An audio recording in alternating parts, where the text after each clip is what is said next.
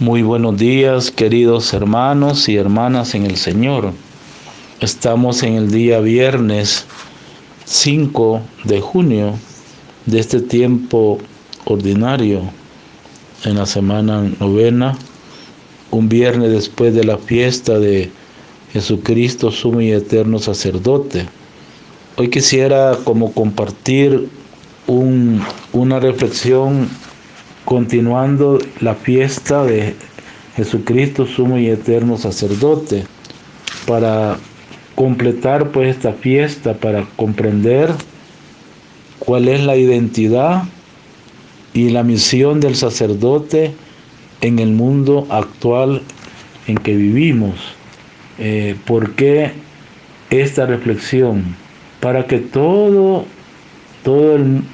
la comunidad eclesial, toda familia, el joven, el niño, el adulto, el anciano, los miembros de pequeñas comunidades, los grupos de crecimiento, de oración, los movimientos apostólicos, asociaciones, también toda nuestra vicaría, Chay González, también nuestra arquidiócesis, en fin, en toda la provincia del país y del mundo entero.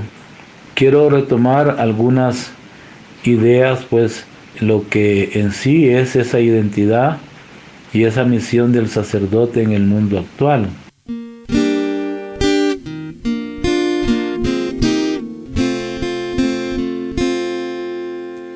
Tú eres sacerdote para siempre, mediador entre Dios y los hombres. Tú eres sacerdote para siempre, mediador entre Dios y los hombres. Dijo el Señor a mi Señor: siéntate a mi derecha, mientras yo pongo a tus enemigos como estrado de tus pies. Tú eres sacerdote para siempre, mediador entre Dios y los hombres.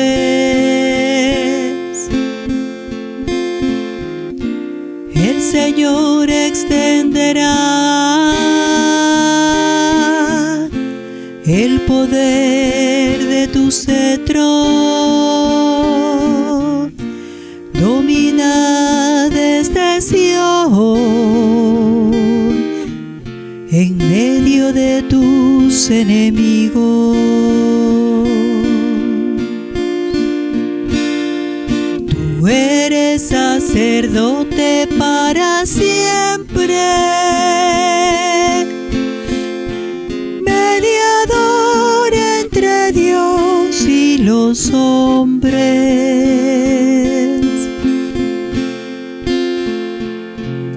Tú eres príncipe desde tu nacimiento,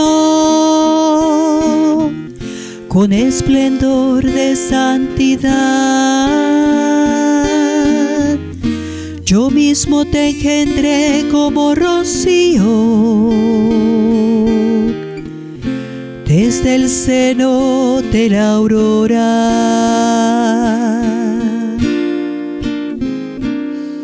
Tú eres sacerdote para siempre, mediador entre Dios y los hombres. El Señor lo ha jurado y no se retractará. Tú eres sacerdote para siempre, a la manera de Melquisedec.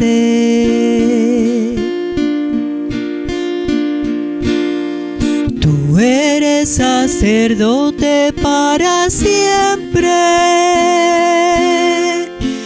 mediador entre Dios y los hombres.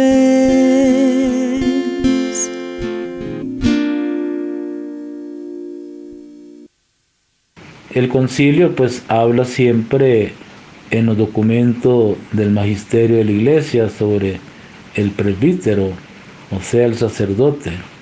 Y tenemos una de las cartas muy importantes, que es la carta a los hebreos, donde está ese capítulo muy importante, que en la fiesta de hoy pues nos hablaba esa carta a los hebreos en el capítulo 10, versos del 12 al 23.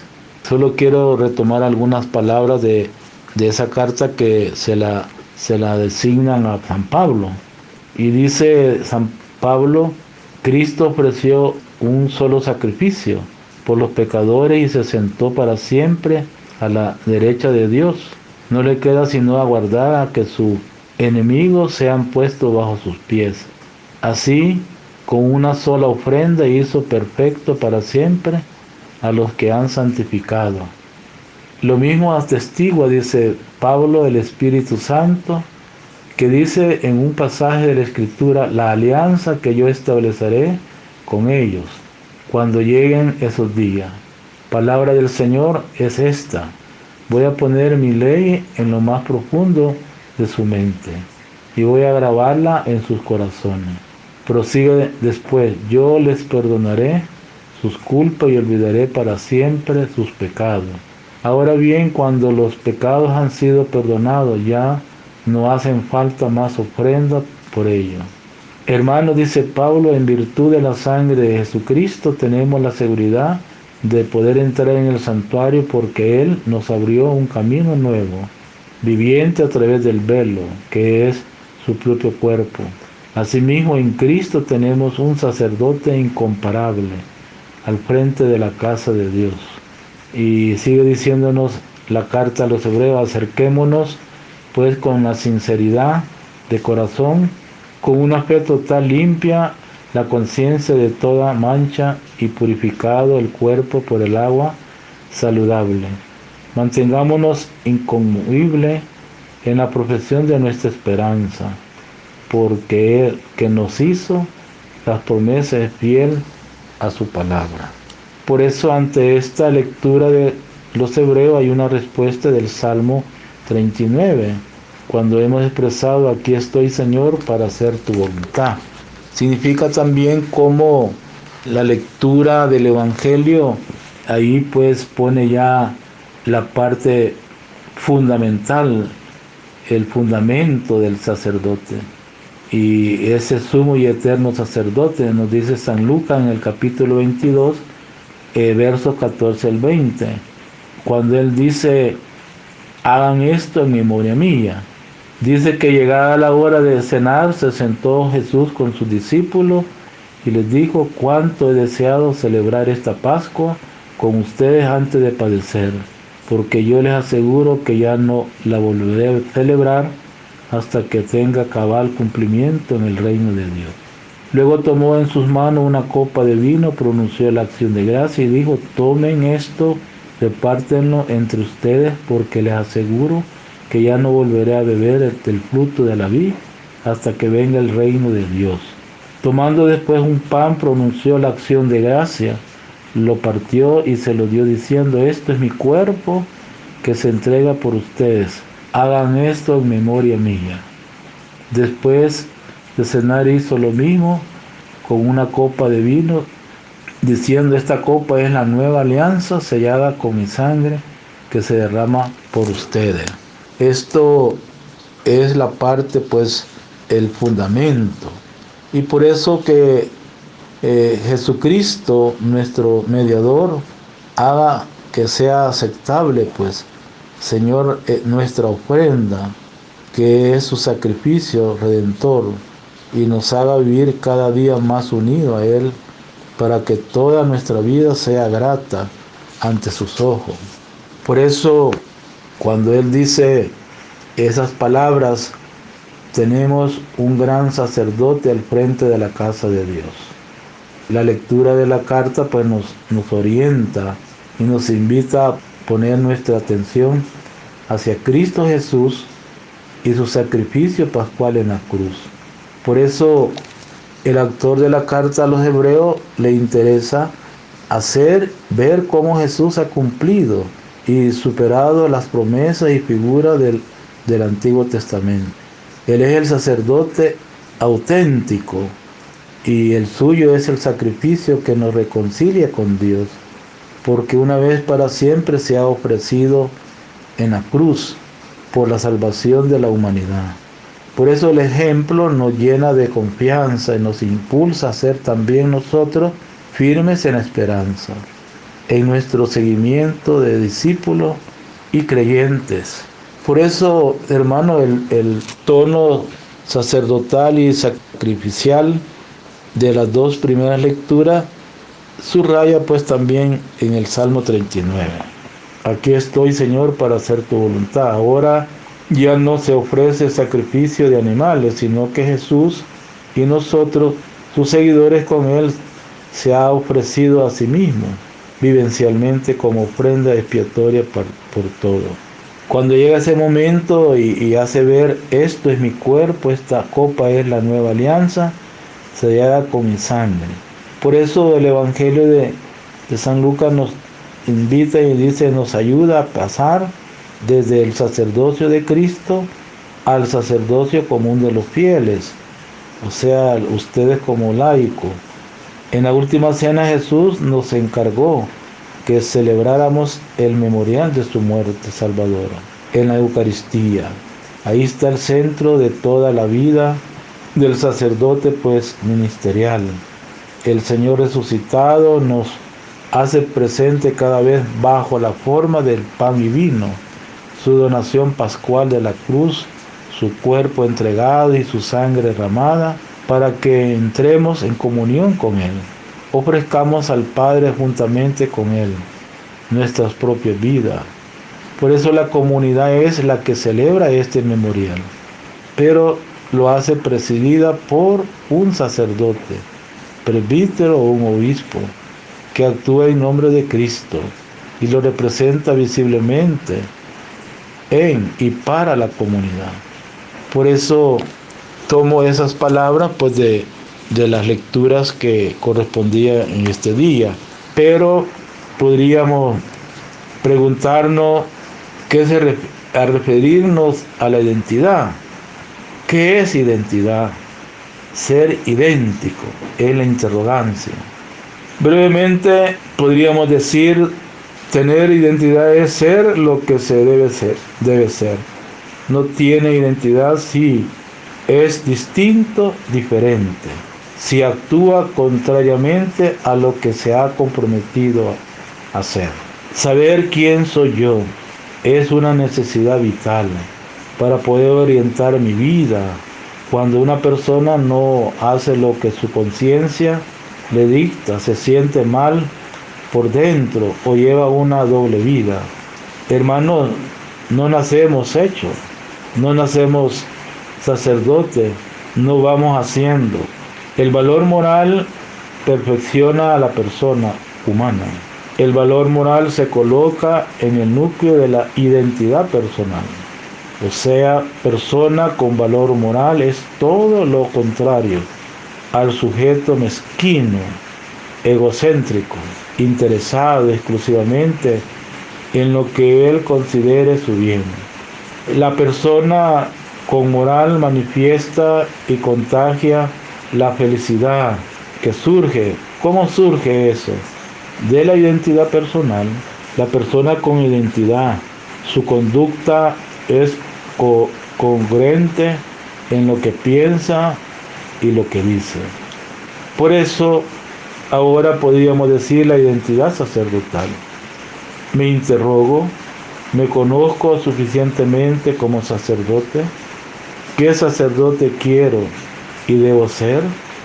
Necesitamos un modelo de identificación, todos y todas. Ese único modelo es Cristo Jesús. el sumo y eterno sacerdote, según el rito de Melquisedec.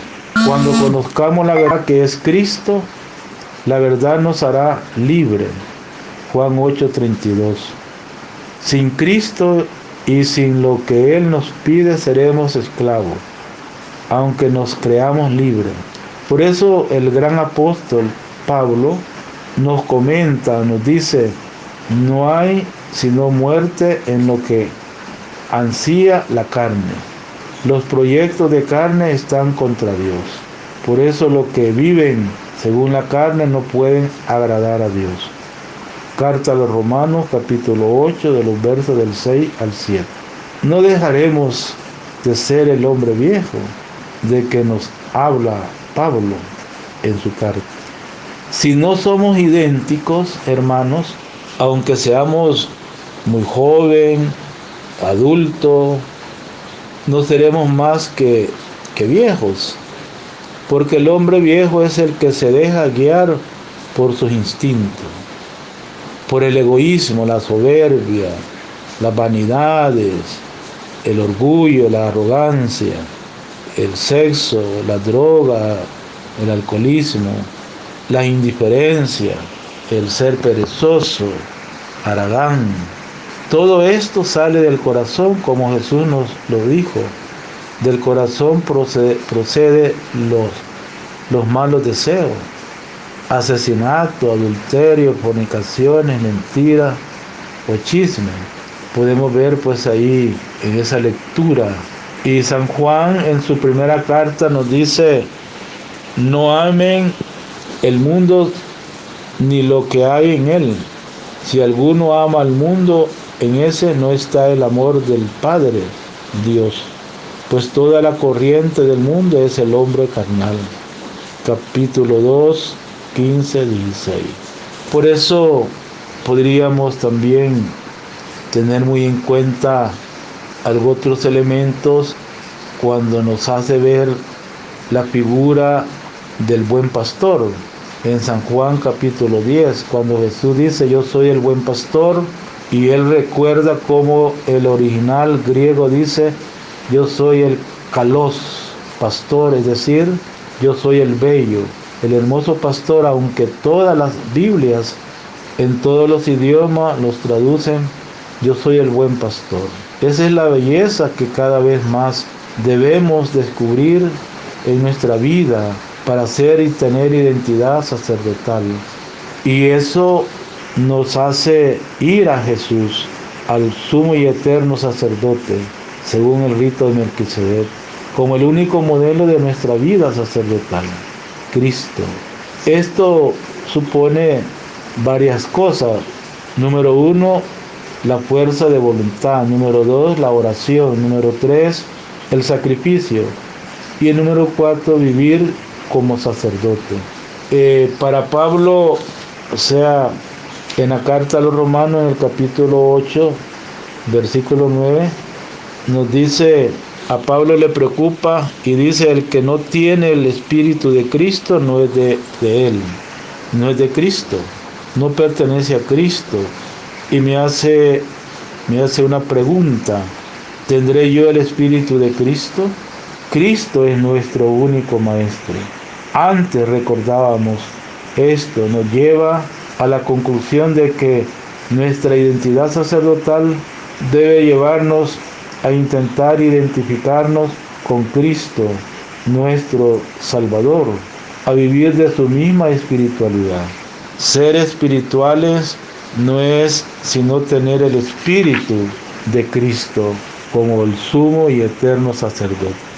Y por eso los evangelios nos ofrecen dos características del Espíritu de Jesús, es decir, dos notas que definen la espiritualidad de Jesús de Nazaret y que nos muestran el camino de una auténtica identidad sacerdotal. La primera es una búsqueda de Dios, podríamos decir un encuentro con Dios, su Padre, y su comunicación con Él a través de la oración. Lucas 3:21.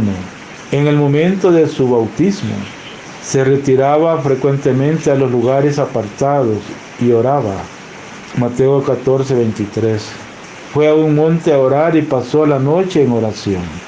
Y levantándose temprano fue a un lugar solitario en el desierto. Ahí estuvo absorbido en oración. Y uno puede preguntarse y interrogarse por qué Jesús buscaba orar y necesitaba orar siendo Dios. ¿Por qué sabía que el Padre es una persona distinta de Él? Necesitaba de Él. ¿Siente o sentimos que necesitamos de Dios? Debe orar. Si no se siente la necesidad de orar, significa que no necesitas de Dios, aunque estés celebrando misa diariamente.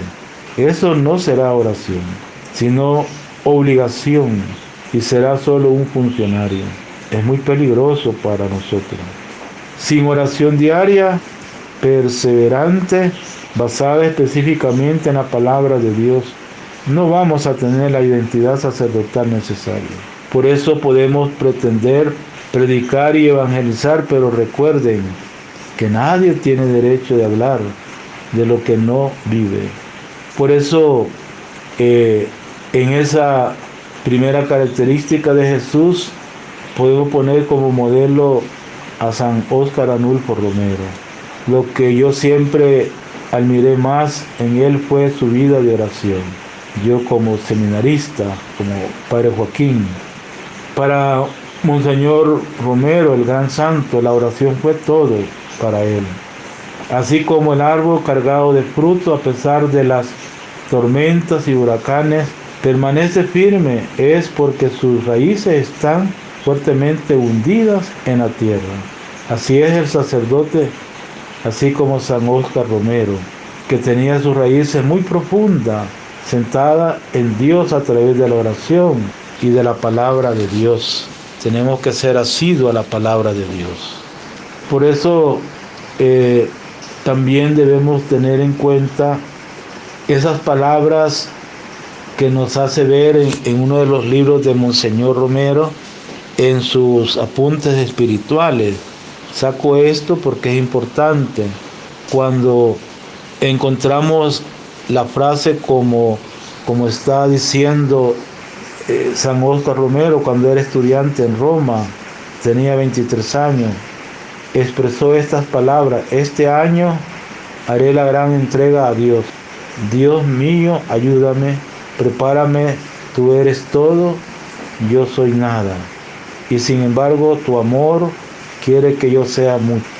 Con tu voz, con tu todo y con mi nada haremos mucho.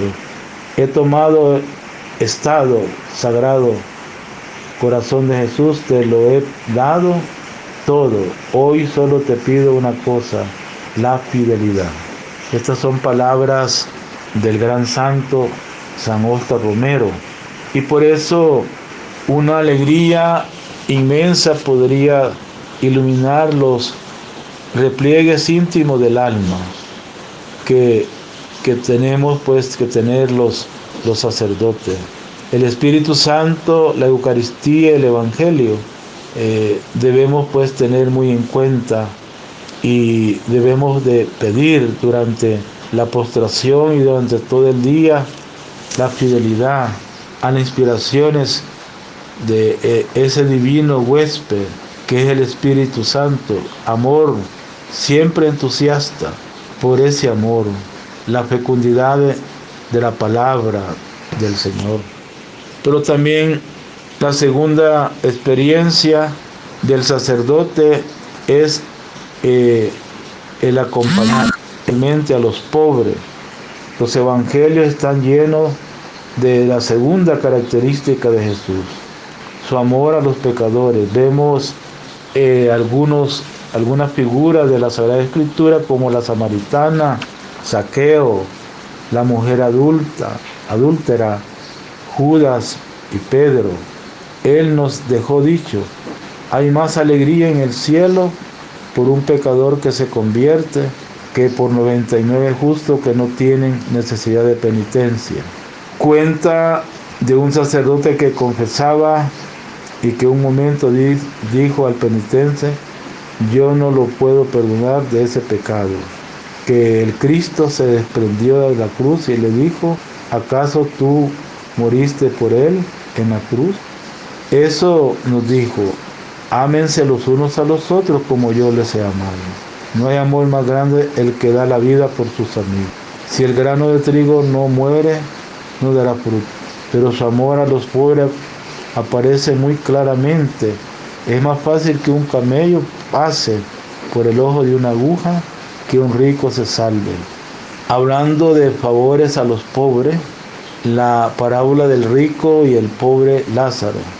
El uno al infierno y el otro al cielo. El rico porque fue indiferente.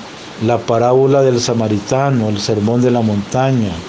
Los pobres son los protagonistas y su discurso en Nazaret, citando al profeta Isaías: hoy se ha cumplido esta escritura.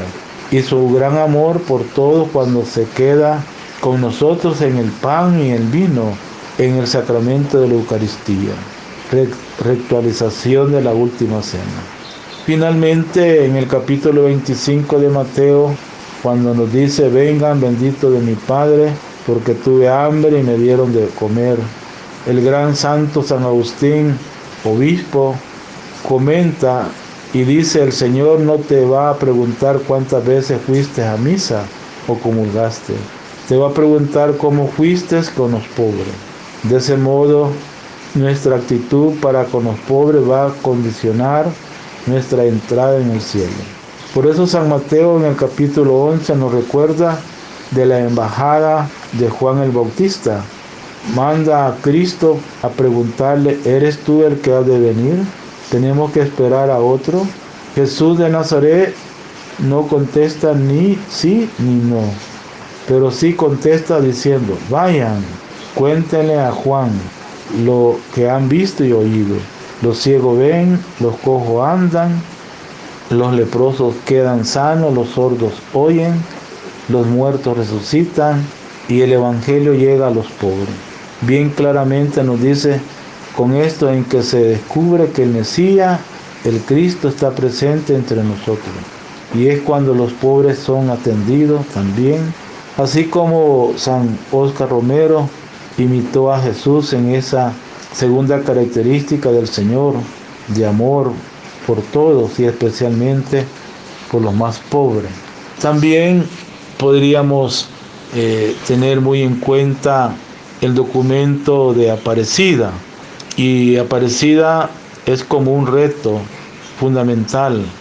Nos muestra pues la capacidad de la Iglesia para promover y formar discípulos y misioneros que responde a la vocación recibida, y comuniquemos pues por donde quiera, por desborde de la gratitud y la alegría, el don del encuentro con Jesucristo. Hermano, conocer a Jesucristo por la fe es nuestro gozo, seguirlo es nuestra gracia. Transmitir este carácter a los demás es un encargo que el Señor nos ha confiado. El Papa, en el discurso inaugural de este documento de Aparecida, el Papa Benedicto, ha dado la pista para la misión del sacerdote en el mundo actual. En el alma de nuestra misión deben aparecer 4 puntos o nota: el amor a Cristo sufriente, el Dios de la compasión, del perdón y la reconciliación. El amor al Señor presente en la Eucaristía, de la cual nos ha dicho el Papa en su exhortación apostólica sobre la Eucaristía en el año 2007, que la mística del sacramento tiene también un carácter social. No puede tener a Cristo solo para mí, únicamente puede pertenecerle en unión con todos los que son suyos. A esto respecto hay que explicar la relación entre misterio eucarístico y el compromiso social. Podemos ver el número 89 de Aparecida. El Papa Benedicto nos hace ver la importancia. Dice que la Eucaristía no es solo para gozo individual, sino que debe tener repercusiones sociales. Y por eso agrega en ese mismo número: la Iglesia no tiene como tarea propia emprender una batalla política para realizar la sociedad más justa posible. Pero sin embargo tampoco puede ni debe quedarse al margen de la lucha por la justicia. Sí, el sacramento de la Eucaristía, según el Papa Benedicto, tiene también implicaciones sociales. Igual cosa hay que decir de todos los demás sacramentos y sobre nuestra misión sacerdotal en el mundo de hoy. El documento de Aparecida nos recuerda y podríamos como confrontar en San Lucas capítulo 10 del verso del 29 al 37 y el San Lucas capítulo 18 versículo 25 al 43, y dice que la alegría que hemos recibido en el encuentro con Jesucristo vivo, a quien reconocemos como el Hijo de Dios encarnado y es el Redentor, deseamos que llegue a todos los hombres y mujeres, a los jóvenes, a los heridos por las adversidades. Deseamos pues que la alegría de la buena noticia del reino de Dios, de Jesucristo, que es vencedor del pecado y de la muerte, llegue a todos cuantos yacen al borde del camino, pidiendo limosna y compasión.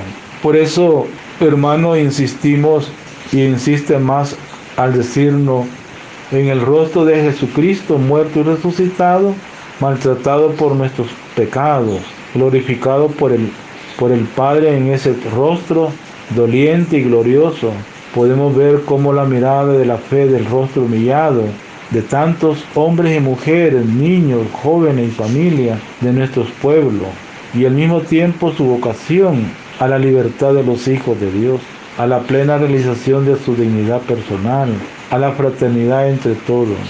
Por eso la Iglesia está al servicio de todos los seres humanos, hijos e hijas de Dios. Esto nos debería llevar a contemplar los rostros de quienes sufren. Entre ellos está también la comunidad. Podríamos decir en este tiempo pues la parte sínodo que el Papa Francisco ha terminado con los obispos de la Amazonas.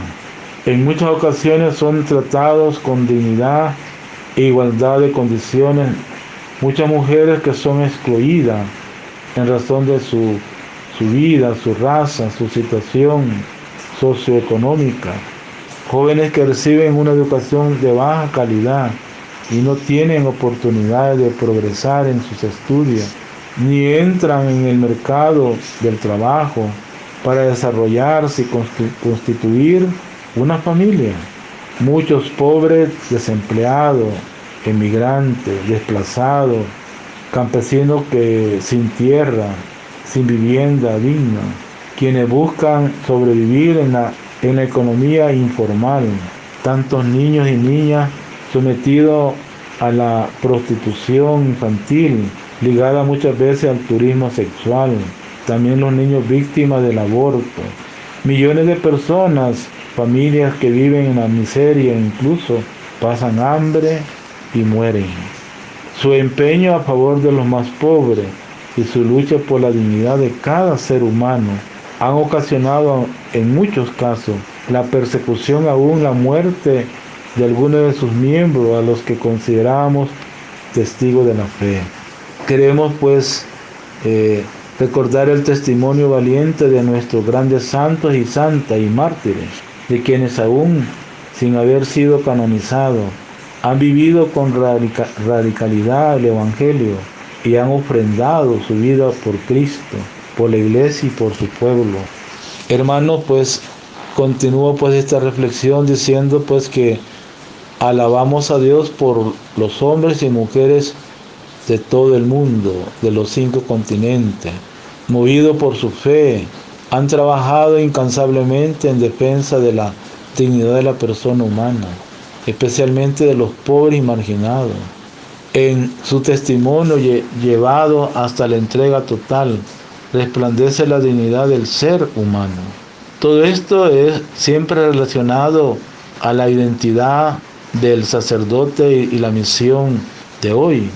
Por eso alabamos a Dios por el don maravilloso de la vida, por quienes la honra y la dignifican, al ponerla al servicio de los demás, por el espíritu alegre de nuestros pueblos que aman la música, la danza, la poesía, el arte, el deporte, cultivan una firme esperanza en medio del problema, luchan por esa dignificación. Podríamos también decir cómo debe ser nuestra respuesta a su llamado como sacerdote. La respuesta a su llamada exige entrar en esa dinámica del buen samaritano. Lucas 10, 29, 37, que nos da el imperativo de hacernos prójimos, especialmente con el que sufre. Genera una sociedad sin excluirlos, siguiendo la práctica de Jesús de Nazaret. Hay que encontrarse, hermanos, con el Señor, sacerdotes y laicos en 4 lugares: en la escucha orante con su palabra, en el sacramento de la reconciliación, en el sacramento de la Eucaristía, y además sacramento y la entrega solidaria a los hermanos más necesitados. El número de Aparecida 142. Queridos hermanos, también la palabra de Dios.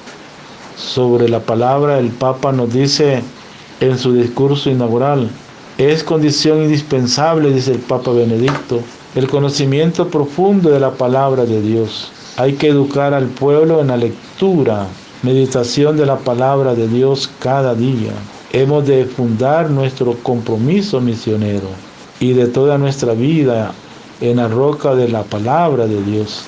Ánimo a los pastores a esforzarse en darle a conocer estructuras sacramentales muy buenas, estructura evangelizadora deficiente, y nos recuerda luego que crecen los esfuerzos de renovación pastoral en las parroquias, favoreciendo un encuentro con Cristo vivo, mediante que en diversos métodos de nueva evangelización, transformándose en una comunidad de comunidades evangelizada y evangelizadora y misionera.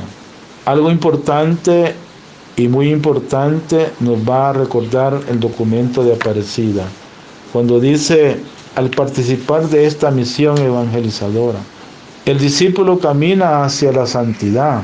Vivirla en la misión lo lleva al corazón del mundo. Por eso, hermano, la santidad no es una fuga hacia el intimismo o hacia el individualismo religioso, tampoco un abandono de la realidad urgente de los grandes problemas económicos, sociales, políticos, culturales de todo América Latina, o una fuga de la realidad hacia un mundo exclusivamente espiritual.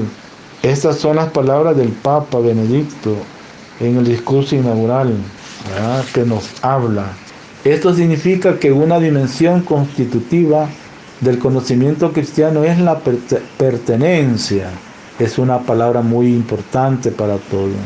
La pertenencia de la parroquia a una comunidad concreta en la que podemos vivir una experiencia permanente de discipulado, de comunión con sus sucesores, los apóstoles, y nos invita a la renovación de nuestras parroquias para que sean una red de comunidades, en el número 172 del documento de Aparecida. Los mejores esfuerzos de las parroquias debe estar en la convocatoria y en la formación de los laicos misioneros, número 174 de Aparecida. Cada parroquia debe llegar a concretar un signo solidario, su compromiso social en los diversos medios en que ella se mueve, número 176.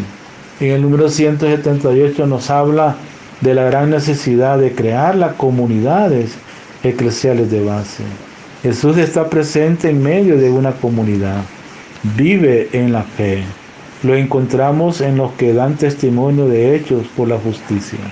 También lo encontramos de un modo especial en los pobres, en los enfermos, en los afligidos, en los que están en las cárceles, en los emigrantes, en los refugiados, exiliados. En el reconocimiento de esta presencia se juzga la fidelidad de la Iglesia a Jesucristo. Por eso el encuentro con Jesucristo vivo en los pobres es una dimensión constitutiva de nuestra fe en Jesucristo. Por eso San Juan Crisóstomo exhortaba lo siguiente: ¿quieren en verdad honrar el cuerpo de Cristo? Nos consientan que este desnudo no lo honre en el templo con manteles de seda, mientras afuera lo dejan pasar hambre y desnudez. Podemos ver también las parroquias deben ser lugares de formación permanente. Nos dice el documento de Aparecida en el número 306. Pensemos, hermanos, que en cada parroquia como se realiza esa formación permanente. ¿Y en qué consiste esa formación?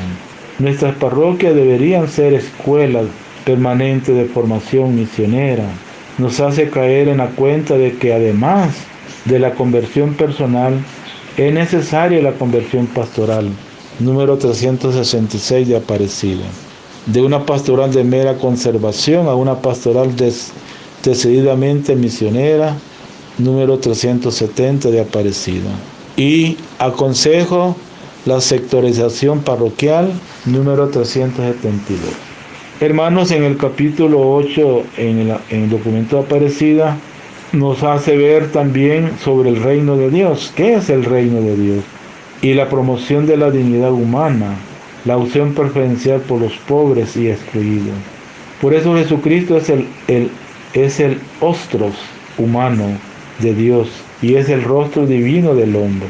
Por eso el Papa Benedicto nos despierta a esta dimensión cuando nos dice: la opción preferencial por los pobres está implícita en la fe cristológica, en aquel ojo que se ha hecho pobre por nosotros para enriquecernos con su pobreza.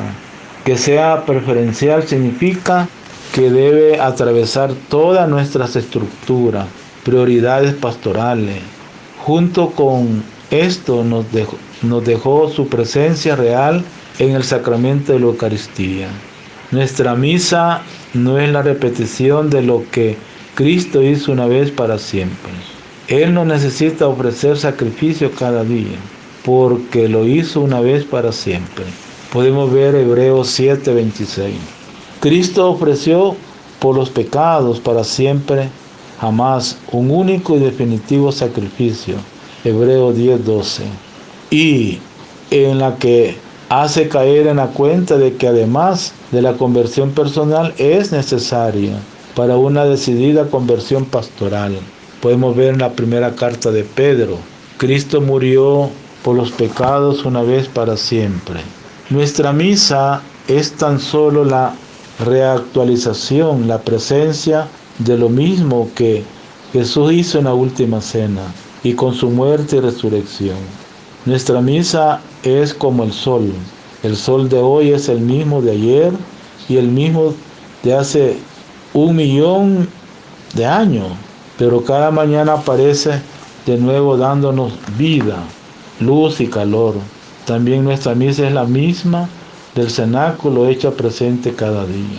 Hermano, con la fuerza de su palabra y de la Eucaristía nos invitó también a una vida célibe, como según mi parecer está bien claro en el Evangelio de Mateo 19, verso 12. Hay hombres que han sido eunucos, otros fueron mutilados por los hombres, hay otros todavía que se hicieron eunucos por el reino de Dios. Entiéndase el que pueda, no somos célibes porque es una ley de la Iglesia. Debemos serlo porque es una invitación del Señor que hemos aceptado y por lo tanto supone necesariamente una opción personal. Yo opto, quiero ser célibe. Solo así se podrá guardar el celibato unido a la oración constante. Estos son los grandes retos del sacerdote, su identidad, retos y desafíos que la Iglesia nos presenta, problemas del mundo actual, a los que nos toca dar una respuesta concreta en nuestro quehacer pastoral. Y resumiendo pues toda esta tarea a realizarse, ¿en qué consiste? Pues según la Iglesia, para cumplir su misión en el mundo de hoy, en conversión personal y pastoral, educar al pueblo con la palabra de Dios. La Biblia es nuestro mejor catecismo. La parroquia es escuela permanente de formación a laicos, crear comunidades o pequeñas comunidades cristianas, sectorizar la parroquia. Por eso la Eucaristía, pan de vida con repercusiones sociales, la opción preferencial por los pobres. Sin ella no hay fe completa en Cristo, que la Iglesia debe ser abogada de la justicia y defensora de los pobres. Queridos hermanos, pues a esto nos invita pues esta reflexión. Nos invita en primer lugar el destacar y tener esa identidad de ser valioso por contraposición al que no la tiene, mostrándose mezquino, egocentrismo, interesado exclusivamente en lo que él considere su bien, y que el auténtico contagio es la felicidad. Y luego pues también nos invita a tener pues cómo concebir el espíritu sacerdotal. Acudamos pues a la expresión del Salmo 50: crea en mí un corazón puro, renuévame por dentro con un espíritu firme. Por eso el sacerdote ha sido pues constituido en la dignidad más alta que un hombre pueda tentar sobre la tierra, siendo pobre. Dios ha hecho que se siente entre los príncipes de la tierra. Lo ha elevado desde el estiércol, espíritu de príncipe, porque siendo hijo de Dios por el bautismo, mediante el sacramento del orden sacerdotal y a su voz, Cristo mismo se le somete, haciéndose realmente presente en sus manos temblorosa. Príncipe porque es el primero que debe adorar, pedir perdón, ofrecer y dar gracia. Príncipe porque está al frente, vuelto a Dios, presidiendo el auténtico sentido del término pueblo santo de Dios. Y luego el sacerdote es el hombre llamado a señalar el principio. Es el hombre que vuelve y enseña a volver al principio. Dios es el principio de todo. Y el principio de los principios, el sacerdote debe señalar los principios, para que nadie se pierda, para que todos encontremos el norte, por qué no decir mejor el oriente. El sacerdote orienta pues la creación hacia Dios, la religa, espíritu de príncipe, no principesco, espíritu del principio, no principista. También es pastoreado. Él también busca, como todo hombre, los principios, el principio. Por eso la identidad sacerdotal es determinante para el ejercicio del sacerdocio ministerial en el presente y en el futuro. Hermano, pues esto es lo que yo quiero compartir con ustedes en este día después de la fiesta de Jesucristo, sumo y eterno sacerdote. Oren por todos nosotros los sacerdotes, y nosotros oramos por ustedes para que seamos santos cada uno de nosotros, como Jesús y el Padre Dios son santos. Así sea. Buen día a todos en este viernes de la 9ª semana del tiempo ordinario.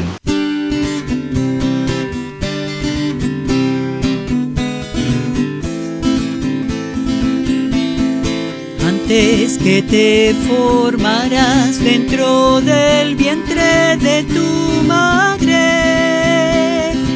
antes que tú nacieras te conocía y te consagré para ser mi profeta de las naciones. Yo te escogí, irás donde te envié y lo que te mandé proclamarás.